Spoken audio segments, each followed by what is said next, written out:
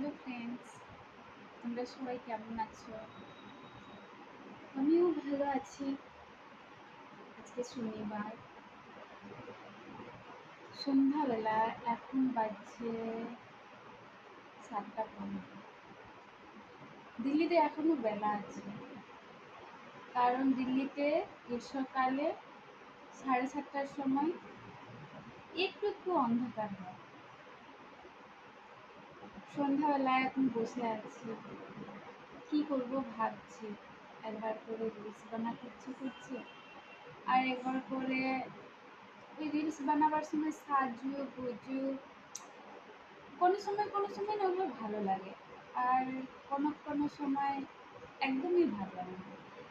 হ্যাঁ, তো ওই সাজুগুজু দিয়ে আবার খোলো, আবার নর্মাল, মাথা ব্যথা করে।